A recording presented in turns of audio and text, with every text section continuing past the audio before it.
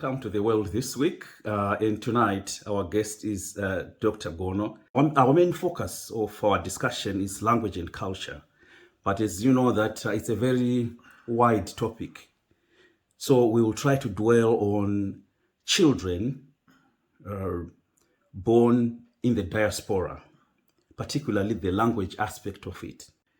Can one claim that they have a particular culture without having that language? Because I can see here, language is the conduit to other cultural values. It's a tough question, really. Yeah, because, which culture, can we claim to be?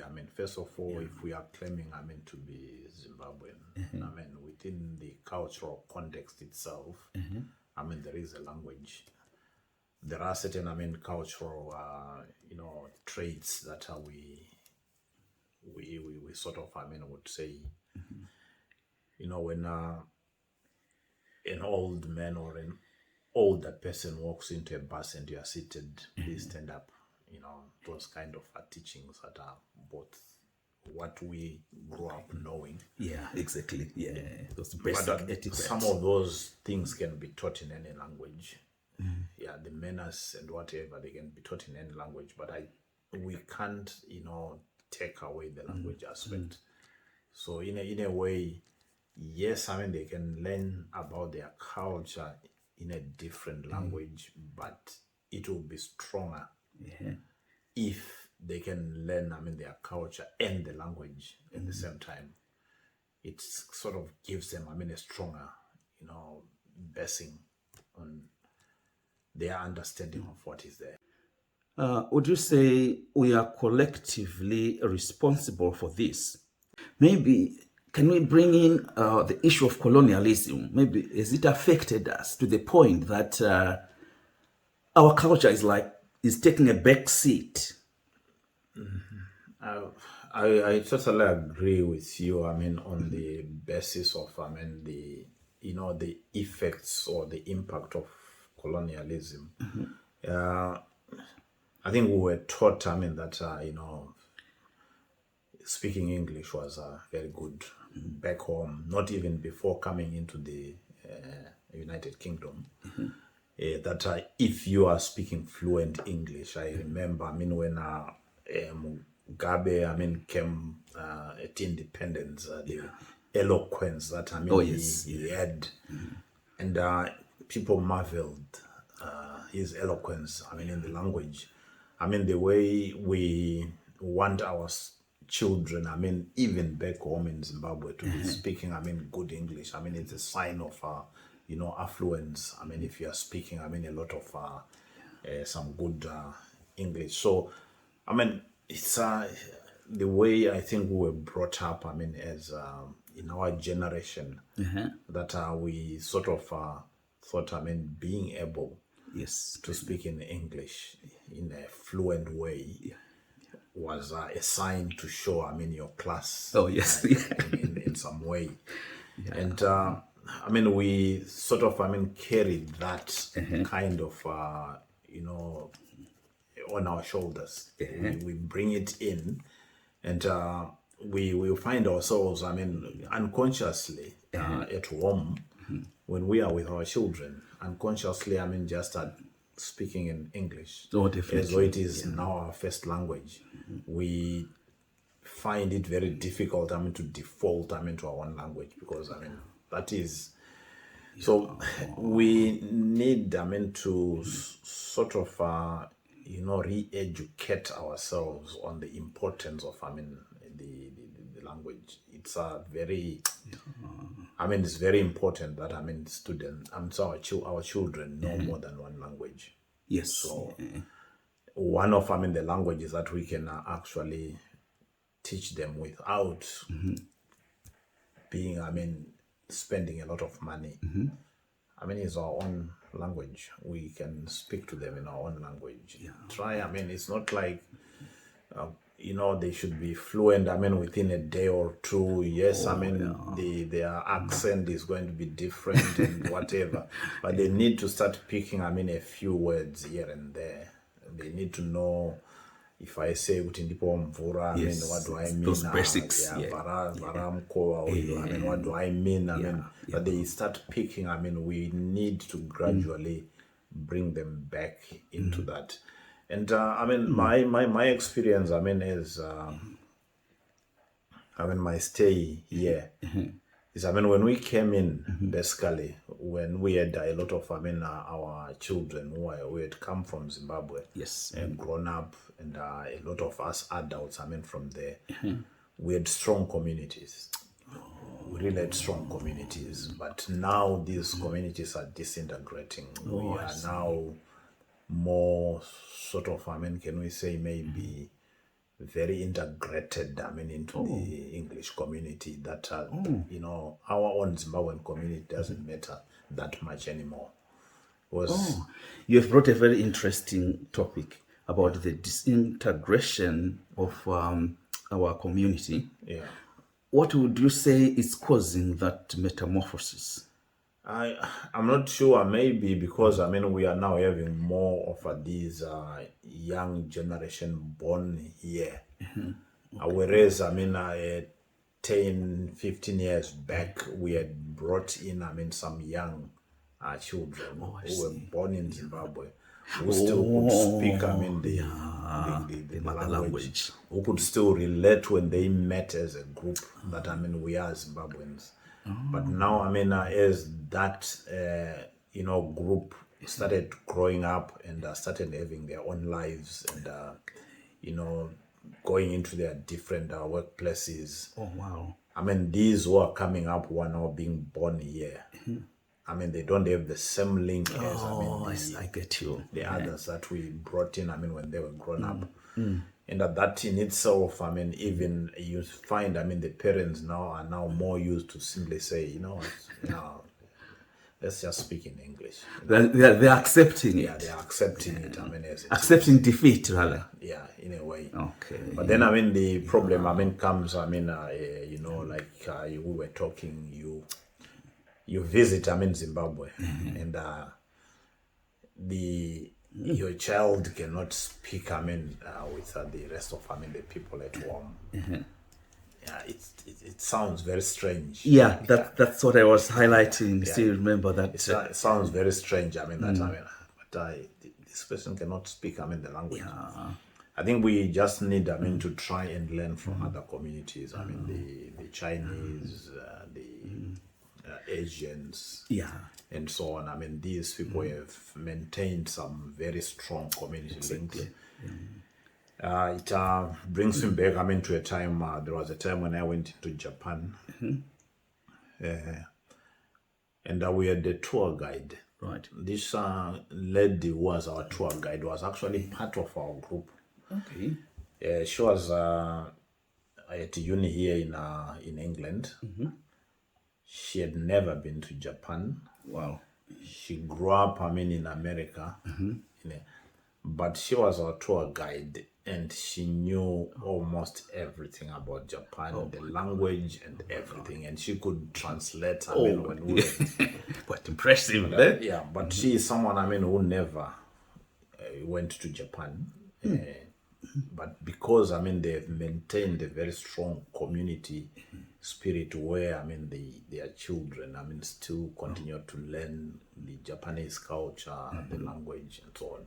I mean, we might, you know, blame it much on language only. But I think, I mean, it's a whole package. All right. It's a whole package. I mean, when we are talking of, I mean, they need to understand, I mean, our culture. There are certain things, I mean, that are so rich in our culture that we cannot explain, I mean, even in any other language. So it has to be understanding the culture first. And then, I mean, we also, I mean, can bring in, I mean, the language. It's going personal. That's my last question. You are a very influential member of the society, Dr. Gono. What are you doing at the moment to encourage children born in the diaspora to speak not only our language, but our culture as well? Are there anything specifically coming directly to you? Yeah, not really. Okay. I think I mean I'm sort of you know disabled in a way Okay. that for many years my focus has been teaching young children, but in most cases just focusing on their mathematical development. So Oh, I see. I'm Okay. I'm, I'm so focused on that, and in that aspect, I'm at any point if a parent, Zimbabwean, brings their young one and say, can you assist? I'm always available for that. Okay. But at the same time, working, also with, being, a community leader as such. Okay. I would say, there are a lot of, cases where I feel maybe we are failing to influence, things, the way we would want to influence things. We are failing, to bring the people together Okay. as we used to do. Yeah. And maybe blame it on the pandemic. Yeah. It was easy, to say. There is always a scapegoat to Yeah. Dr. Bono. It was easy a few years ago to just say, guys, let's spend a day, having a braai and bring your families, and then families would come together and in a way, maybe. But what we never did was to try and exploit those opportunities and say, okay, while this, us adults are enjoying this, let us organize, some activities for the children so that at least, they are also included. It was just like, they come in, we let them play, on their own, but without anything that is organized. And if opportunities are to come by where, maybe this world goes back to normal, I think each time, when we organize such events of, be it a party and whatever, let us have some program for the children. Especially, these young ones that are growing up. You have some program for Like them. some competition of sort or something. It that will shouldn't be engage. something strenuous or something, but something that will engage them. At the same time, maybe, integrating some aspects of our culture within, these, some of these activities.